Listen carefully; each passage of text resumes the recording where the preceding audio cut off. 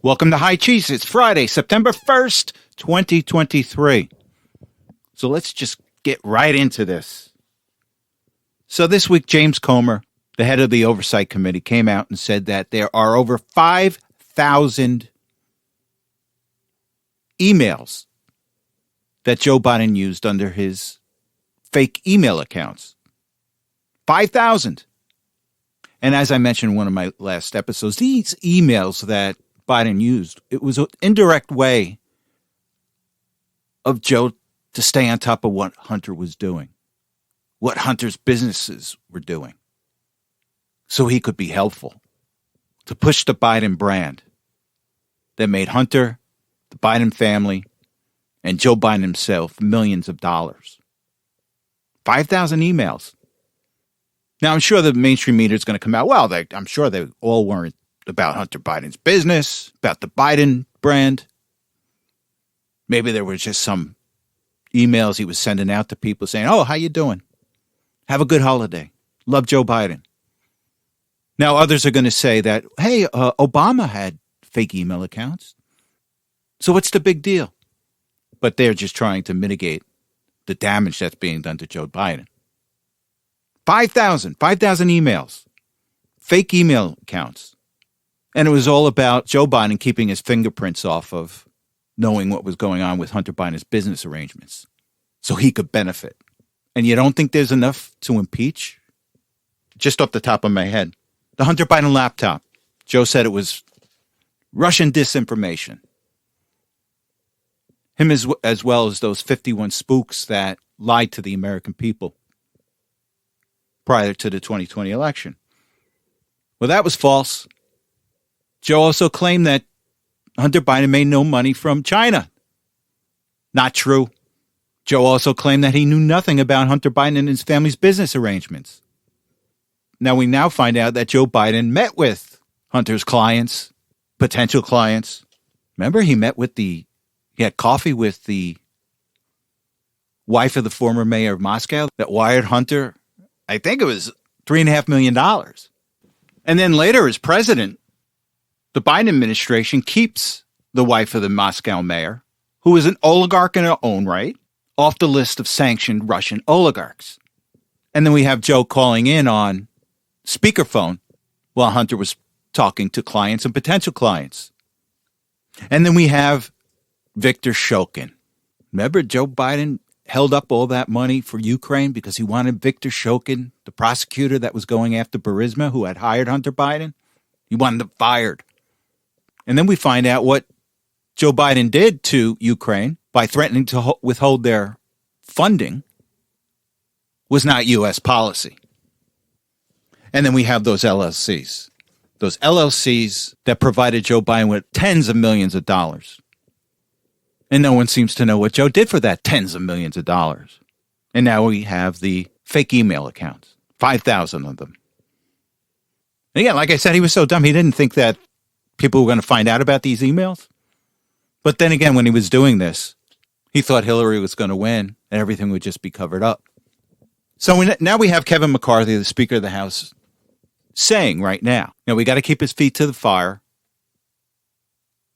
But Kevin McCarthy is out there saying that an impeachment inquiry will be appropriate. And essentially what the impeachment inquiry is that you do your investigation, the House as a group does its investigation, and then take a next step to actually impeach Biden. And the White House and the Biden administration, they're gearing up for this. They know what's coming. And with that said, I want to go to a clip. And it's from MSNBC. They're actually acknowledging that, Biden's going to probably get impeached. And we're gearing up for it. After all this stonewalling by the mainstream media over this, they're finally coming to the terms that, I think Joe Biden's going to get impeached. Now, they're going to put up a fight. They're going to try to ignore as much as they can, obfuscate. But the media is acknowledging that, this is down the road. And this all has to do with you and me and the Republicans winning the House in 2022. None of this happens unless the Republicans win the House in 2022. All this was going to be swept under the rug, obfuscated, create some new shiny objects, attack Donald Trump in response. But they can't ignore this at this point. So with that said, let's go to a clip, and this is MSNBC talking about the potential impeachment or the pending impeachment inquiry on Joe Biden. So let's go to the clip, and then we'll come back and discuss. As House Republicans look to launch an impeachment inquiry into Joe Biden, the White House now is preparing its own war room to defend the president. Sources telling NBC News dozens of lawyers, legislative aides, and communication staffers are tasked with leading an aggressive response. This comes as House Speaker Kevin McCarthy has signaled again an impeachment inquiry is on the horizon. So Peter's right, Jen, that for a while the Biden White House really steered clear of the term war room. They said early in this year that we're not doing that. We don't need to do that. That has changed as the threat has evolved. And aides that I talked to, they're almost sort of resigned to the idea that at least there'll be an impeachment inquiry. Unclear if we'll get all the way towards a full-fledged impeachment. The Biden White House does not want there to be a impeachment inquiry. Neither do the House Democrats, but both of those things may happen, and there are ways that it will. That the most likely thing is it'll be beneficial to the Democrats. And that was Willie Geist, Jason Alexander, and I think the third voice in there was the former communications director for Hillary Clinton. And quite frankly, you can see that we've boxed them in the corner. They have to talk about this. They've been boxed into a corner. They can't ignore the fact that the sitting president of the United States, Joe Biden, is on the verge of being impeached. So they can't ignore it. But what the benefit of them now talking about this is there's going to be some Democrats out there. There's going to be some independents out there that watch MSNBC, and they're going to tell themselves, well, this Biden's a bad guy. He doesn't deserve to be president. And you don't have to get all the Democrats on board with you in order to win in November. You just need some of them. And that's the reason they don't want to talk about it, because the truth comes out. Now, the dyed-in-the-wool left-wing communist Democrats, they don't care. But it's the Democrats that remember the old Democratic Party. It's the independents. They're the ones that are going to take a second look at Joe Biden. And even the globalists are starting to have a second thought on Joe Biden. And with that said, I just want to go to an article from The Economist. And The Economist is a globalist magazine, a magazine read by members of the World Economic Forum. And let me just read the headline here. It says, Joe Biden's re-election bid is in trouble. The Democrats' bet looks increasingly risky. And it goes on to cite some polls that were taken. For example, it says fewer than 1 in 4 Americans, 24%, want President Joe Biden to run again, according to a poll published on August 17th by the Associated Press. Even 55% of Democrats do not think he should run. Although his approval ratings have ticked up, he remains one of the most unpopular presidents in modern history. So they're issuing a warning. Oh, and before I forget, there was a poll that came out a long time ago which said that 17% of Biden voters would not have voted for Joe Biden if they knew that the laptop was real. Think about that. And it's those 17% that MSNBCs, the CNNs, the Democrats don't want to find out what the truth is. But now they're forced into it. They can put up all their stories, they can obfuscate, but people see through what they're doing because they want the truth. And like I said, it's not going to be all Democrats. All Democrats, they don't care. Whoever the Democrat is, they're going to vote for. But it's those 17% that MSNBC does not want to hear the truth. Also, before I forget too, also on the Hunter laptop, there was an email that Hunter wrote that said that he had to give Joe Biden half of his salary. And also it's come out that Hunter Biden paid for some of Joe Biden's bills. But here's the ultimate story that the Democrats and the left-wing media are going to try to push on this. And I mentioned this a couple episodes ago. They're going to try to make people think that unless they see Joe Biden's hands in the bag, he's innocent, you can't impeach. Really? Really? Do they really think the American people are that dumb? Now, the Democrat voting base is that dumb. But the independent voter, those 17% of Biden voters that wouldn't have voted for him if they knew that the laptop were real, they're going to see the truth. But the Democrats are going to constantly push and change to the point where they're going to sound absurd. And we already hear it. There was a Democrat rep, Ro Khanna. He's out there saying, well, we haven't seen Joe Biden taking money. And that's going to be their story. But again, the American people will see the truth. So we shall see. Boy, I tell you, they must be in a state of panic at this point. And I want to go over a couple of polls. And I'm going to not talk about any of the primary polls because this is a lock for Donald Trump. He's up so far in every poll. Everyone should just stop their campaign. Just rally around Trump. So I'm not even going to talk about any of the primary polls. So let's go to a couple of the presidential polls. So after 4 indictments, being attacked by the media, being attacked by the Democrats, being attacked by the deep state, The Economist and YouGov came out with a poll on Wednesday. Donald Trump +1. And you have to understand, these are left-leaning organizations, globalist organizations, and they have Donald Trump beating Joe Biden. Let's look at another one. General election. This was from Tuesday, August 29th.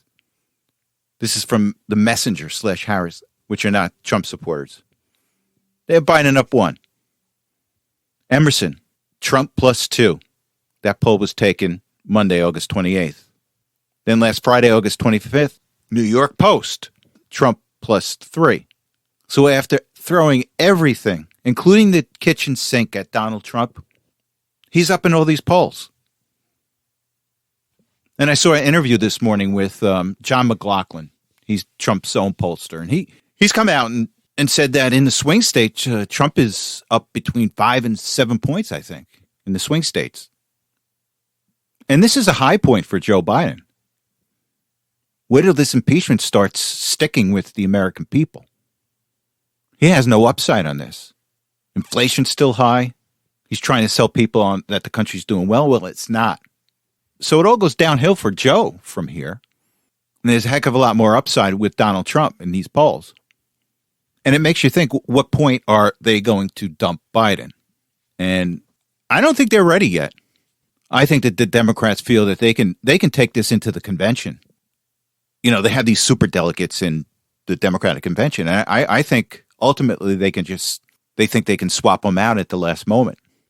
And you hear like Gavin Newsom, you hear Michelle Obama. Now, I think Gavin Newsom is playing this game pretty well right now. He's going around the country doing these photo ops, not running, at least not yet. And this is a strategy that DeSantis should have taken. He should have just been lurking in the background, not jump in so early. See what happens. See what happens to Donald Trump. Well, nothing happened to Donald Trump. Trump's on his way back to the White House. And DeSantis really damaged himself by running. So if he was smart, he should have just been out there lurking around, doing some things across the country, not throw his hat in the ring. But he didn't do it. And look where he's ending up. Probably severely damaged himself for 2028 if he wants to run again. If he really does want to run. He may be so turned off by this whole process that after Florida, we may never see him again, politically. But again, DeSantis should have looked how Gavin Newsom is running his shadow campaign, for lack of a better word. And maybe DeSantis would have a future. So we shall see. And I want to talk about inflation a bit, because the Biden administration, these Wall Streeters, are trying to mislead the average American, these monthly CPI figures that come out. Now, I think, for example, inflation last month went up 3% annualized, around 3%, 3.3%, right around there. And Biden's out there telling people, oh, your inflation went down. No, it didn't go down. It's going up. It's going up at 3.3%. But you have to remember that that's also on top of the 9.1% inflation rate that last year. So it's also misleading. And the only real indicator that we have is to go to the historical CPI charts. So let me give you an example here. Let's take a look at, let's compare July 2023 to July 2019, before the pandemic really kicked in. So the CPI index in July of 2019 was 256.57. And you know where it is today? July 2023, the index is at 305.69. That's about a 19% increase in inflation from July 2019 to July 2023. 19%. So when Joe Biden and his operatives out there are saying, oh, inflation's down, it's not. It's up 19% since 2019. Just take a look at the prices that you pay for things today versus what you paid for in 2019 when Donald Trump was the president. You got Joe Biden saying inflation's down, and you take a look at what your food bill is every month, and then you compare it to what your food bill was in 2019. Joe, you're in another world. And that's the only really good gauge for Americans to realize when inflation goes down. When the prices that we pay today are comparable to what we paid in 2019. Whether it's cars, whether it's homes, whether it's eggs, steak, gas.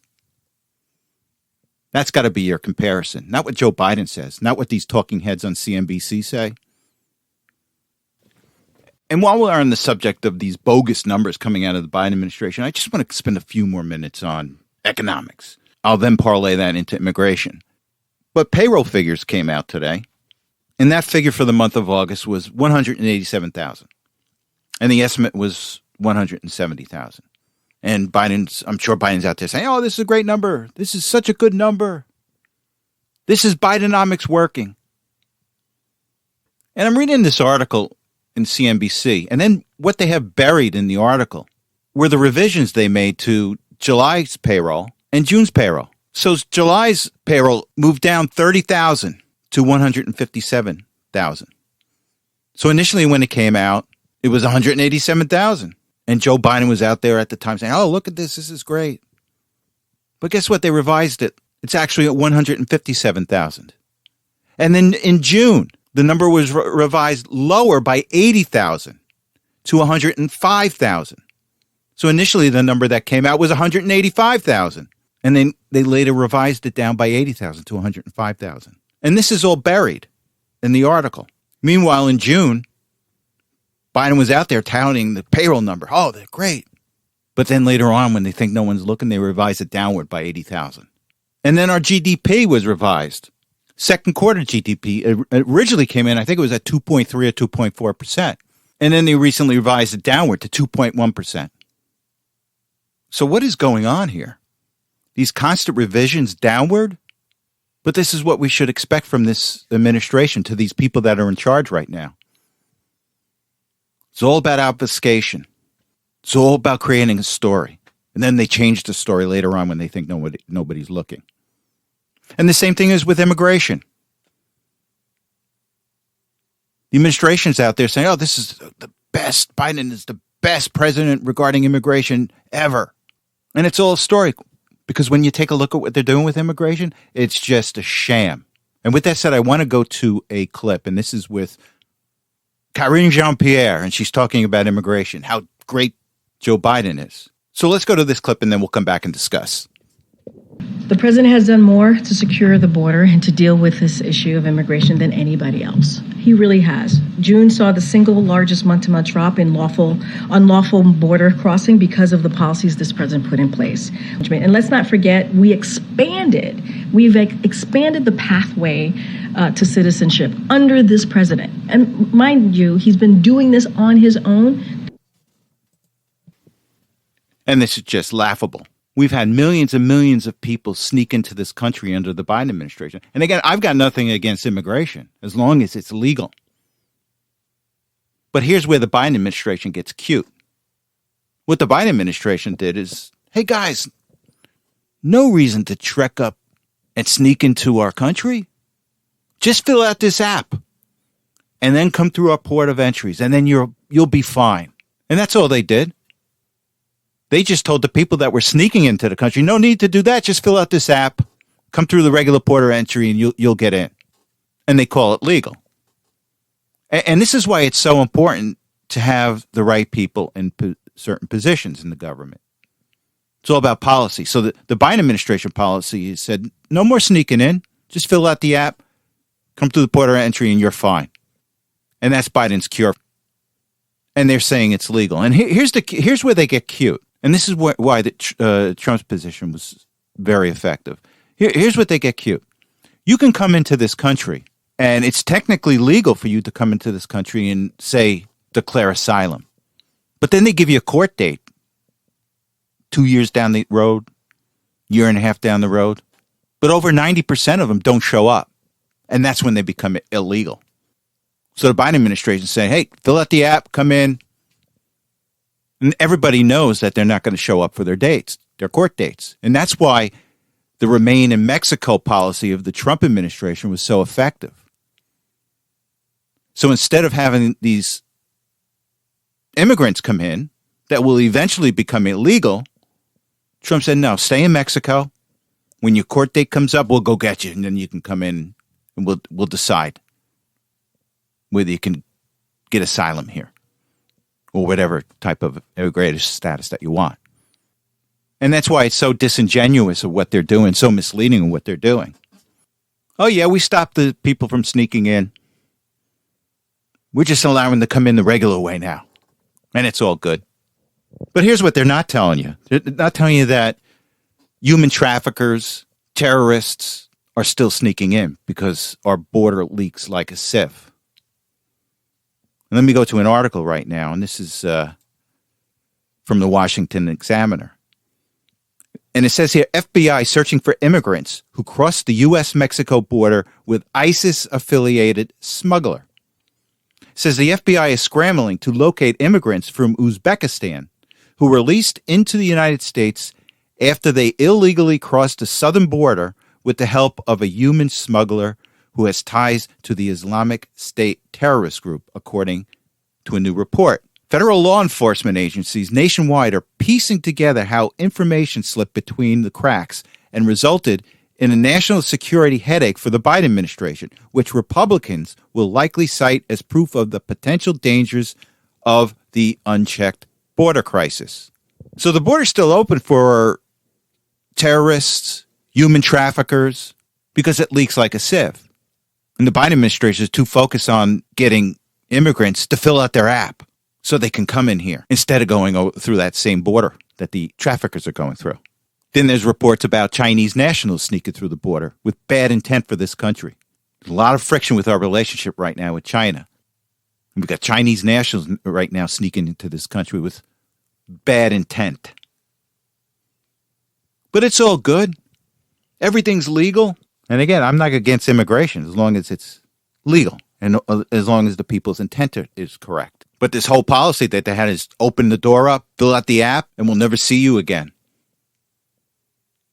That's not a way to run a border. So we shall see. Now, one last story before I go for the week. I just wanted to talk about that 12-year-old kid that was forced to take a Gadsden flag patch off of his backpack. I'm sure many of you have seen it. It's that yellow flag with a snake on it, and under it says, "Don't tread on me." And it was used by the colonists in their fight against England during the Revolutionary War. But for some reason, these people at this school thought there was an association with slavery. And I guess one of the teachers complained, and they dragged the kid into the principal's office. I wish I could show you the clip I think it was the vice principal talking to the mother and the kid. She was just glassy-eyed, had no concept of what this flag was. And all she kept saying as a matter, it was offensive. People who related to slavery. Where the heck did she get that? But the school board came in. I guess they had an emergency meeting the next day and said that the kid could wear the patch because it wasn't related to slavery. It was related to the Revolutionary War. But the only thing that disappointed me is why didn't this Board of Education make this vice principal and any of the staffers that were offended by this patch to study U.S. history? And I think it's quite startling that you've got people that administer our children in these school systems that don't know anything about U.S. history. And it's sad but true. But that will change. And with that said, thank you so much for listening. You have a good week, and I will talk to you next Saturday.